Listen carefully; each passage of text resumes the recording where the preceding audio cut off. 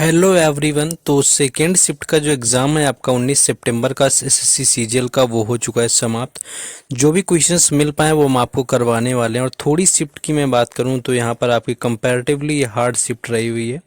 और hard shift का idea वहाँ से लग जाता है जहाँ पर क्वेश्चन कुछ नए देखने को मिलते हैं। और जो क्वेश्चन हमें भेज रहे होते हैं स्टूडेंट, उनमें काफ़ी ज़्यादा टूटे फूटे क्वेश्चन, यानी कि कहीं ना कहीं आधा आधा क्वेश्चन हो गया, इस तरह से क्वेश्चन हमें मिल पाते हैं। और कोई कुछ बता रहा होता है, कोई मान लीजिए पद्मश्री कहेगा तो कोई पद्म भूषण कहेगा। तो इस तरह से क्वेश्चन में जब चेंजेस मिलते हैं तो समझ आ जाता है कि शिफ्ट कहीं ना कहीं कंपैरेटिवली हार्ड हो गई है। चलिए शुरुआत करेंगे। आपका पहला टारगेट है वीडियो को लाइक कर देना है, शेयर कर देना है, और जो लोग चैनल को सब्सक्राइब ना करे हो तो वो लोग भी कर देंगे। तो पहला क्वेश्चन आपका आया हुआ था कि मुलायम सिंह यादव किस राज्य से संबंधित थे। आपके किस राज्य से संबंधित थे या किस राज्य के आपके जो है मुख्यमंत्री रहे हुए थे, जो भी आपसे पूछा गया हो। तो उत्तर प्रदेश यानी कि यूपी इसका राइट आंसर हो जाएगा। उत्तर प्रदेश से आपके संबंधित थे। उत्तर प्रदेश का इटावा जिला था और उत्तर प्रदेश के जो है मुख्यमंत्री भी रह चुके हैं। कुछ दिन बाद इनके बेटे अखिलेश यादव भी रहे हुए हैं।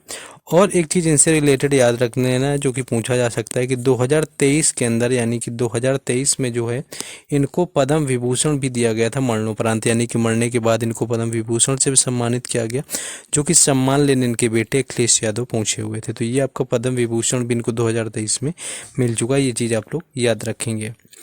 नेक्स्ट क्वेश्चन आपका है कि संविधान का भाग 11 आपसे किससे संबंधित है।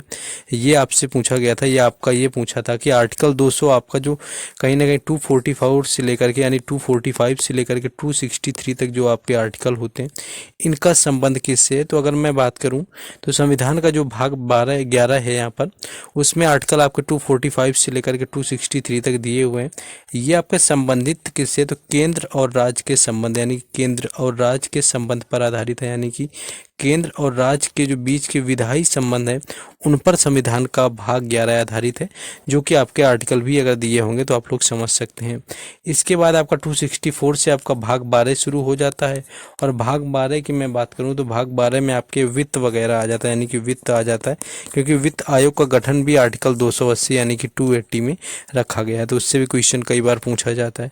तो आई होप आपको समझ आ गया होगा। ये भाग 11 से क्वेश्चन यहाँ पर पूछा गया था। नेक्स्ट क्वेश्चन आपका एक योजना से पता चला कि कौशल मातृत्व योजना जो है किस राज्य की है। ये क्वेश्चन पूछा गया था। तो यहाँ पर कौशल अगर मातृत्व योजना की बात करूँ तो छत्तीसगढ़ जो है इस क्वेश्चन का राइट आंसर हो जाएगा। आई एम नॉट रॉन्ग कि ये क्वेश्चन आपको पूछा गया था। तो छत्तीसगढ़ जो है आपका इसका राइट आंसर हो जाएगा, जहाँ से कौशल मातृत्व योजना आपकी संबंधित है। ये क्वेश्चन पहले पूछे जा चुके हैं। करंट अफेयर का 2022 की एक्चुअली योजना थी, ये 2022 में आई हुई थी कौशल मातृत्व योजना आपके छत्तीसगढ़ में। तो ये क्वेश्चन पहले भी आपका पूछा जा चुका है।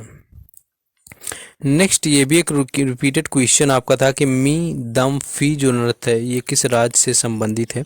तो मी दम फी की बात करें तो आपका उत्तर पूर्वी आपका रिलेटेड है, उत्तर पूर्वी से आपका जो राज्य है। और उन राज्यों में भी ऑप्शन में आपको आई थिंक असम दिया होगा, यानी कि असम उसका राइट आंसर था। असम जो है आपका उत्तर पूर्वी राज्यों में भी आता है। और मी दम फी जो है डांस आपका होता है। और ये किया कब जाता है, तो ये 31 जनवरी को किया जाता है। ये चीज़ भी याद रखना है क्योंकि कभी डेट भी आपसे पूछ सकते हैं।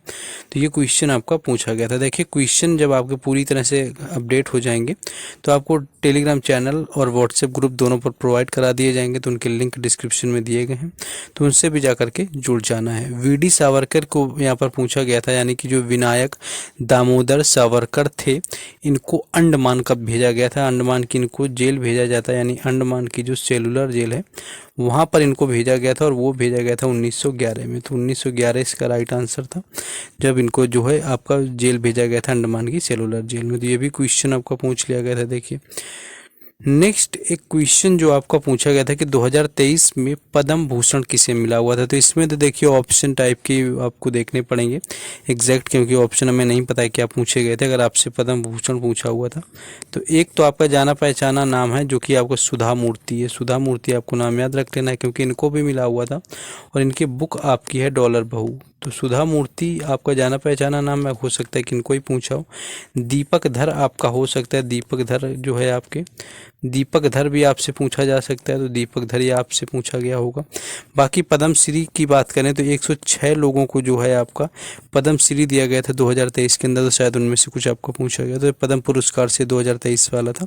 जिनका एग्जाम था वो लोग कंफर्म कर लेंगे क्या एग्जैक्ट आपका पूछा गया था, या फिर जो है ऑप्शन आपके क्या दिए हुए थे, वो चीज़ आप लोग देख लेंगे। नेक्स्ट क्वेश्चन है आपका, एक आपका लाडली योजना से रिलेटेड क्वेश्चन था कि लाडली योजना जो है किस राज्य से संबंधित थी। तो एक तो आपकी लाडली जो लक्ष्मी योजना है, दो योजना इससे भी बनती हैं। एक आपकी लाडली लक्ष्मी योजना है, यहाँ पर लाडली लक्ष्मी योजना हो जाएगी, और एक आपकी लाडली बहन योजना हो जाएगी। ये दोनों ही योजना है और दोनों की दोनों ही आपकी मध्य प्रदेश सरकार के द्वारा शुरू करी गई। इनमें से कोई भी आपसे पूछा जाए, लाडली लक्ष्मी योजना या लाडली बहन योजना, दोनों की दोनों जो है आपके मध्य प्रदेश जो है राज्य से संबंधित हैं। नेक्स्ट क्वेश्चन आपका है कि लूनी रिवर से आया हुआ था कि आपकी क्या है कि लूनी जो नदी है वो किस राज्य में बहती है। तो लूनी नदी में या तो आपको ऑप्शन में गुजरात दिया होगा, गुजरात नहीं दिया होगा तो आपको राजस्थान दिया होगा। इन दोनों ही राज्यों में आपकी बहती है लूनी नदी, और मुख्यतः राजस्थान ही कह सकते हैं, और दोनों फिलहाल राज्यों में तो इन्हीं में से ऑप्शन में आपको दिया होगा गुजरात और राजस्थान। बाकी अगर बात कर लें कि उसका उद्गम कहाँ पर होता है, तो उद्गम की मैं बात करूँ तो जो अरावली पर्वत श्रेणी है, और अरावली तो आपको पता ही है कहाँ पर है पर्वत श्रेणी, इसका जो अरावली पर्वत का जो है पश्चिमी तट है, यानी अरावली पर्वत के पश्चिमी तट से जो होता है लूनी नदी का उद्गम होता है। तो ये क्वेश्चन आपका लूनी नदी से पूछा गया था। नेक्स्ट क्वेश्चन है आपका कि रानी दिद्दा किस राज्य से संबंधित थी। देखिए रानी दिद्दा के बारे में वैसे भी आपने सुन रखा होगा, अगर आपने कभी राज तरंगिणी पुस्तक, यानी कि एक कवि थे आपके कल्हड़, और कल्हड़ ने एक बुक लिखी हुई थी राज तरंगिणी, आपको याद होगा क्योंकि कई बार पूछा भी गया है। कवि जो कल्हड़ थे उन्होंने एक बुक लिखी राज तरंगिणी, और राज तरंगिणी में क्या है कि जम्मू कश्मीर यानी कि कश्मीर का जो है इसके अंदर क्या किया गया, जम्मू कश्मीर के इतिहास के बारे में बात की गई, और उसी के बारे में उसी बुक में जो है रानी दिद्दा के बारे में भी बात करी गई, यानी कि किससे रिलेटेड है, तो ये जम्मू कश्मीर से रिलेटेड है। और इनके बारे में एक चीज़ याद रखना है, इन्होंने मोहम्मद गजनवी को भी हराया हुआ था, ये भी याद रखना है, क्योंकि गूगल वगैरह पर जाएंगे तो इनसे रिलेटेड भरे हुए आर्टिकल पूरे मिल जाएंगे कि रानी दिद्दा ने क्या किया था, मोहम्मद गजनवी को धूल चटाई हुई थी। ये काफ़ी वीर रानी रही हुई थी यहाँ पर आपकी।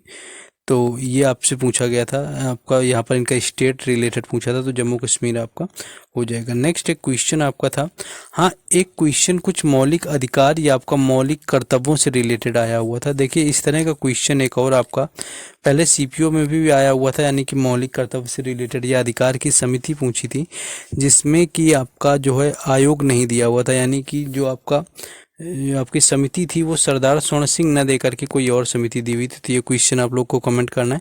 बाकी मैंने सीपीओ की फाइनल आंसर की नहीं चेक करी हुई है, उसको मैं आज चेक करने वाला हूँ। आई थिंक सीपीओ के अंदर या सीएचएसएल के अंदर इस तरह का क्वेश्चन पूछा गया था, तो उसको अभी भी मैंने चेक नहीं किया हुआ, तो उसको मैं ज़रूर चेक करूँगा और क्या इस तरह से क्वेश्चन आपका लगातार बनना है। नेक्स्ट एक क्वेश्चन है, एक महाराष्ट्र के आपके विदर्भ का शासक पूछा हुआ था कि विदर्भ का शासक कौन है।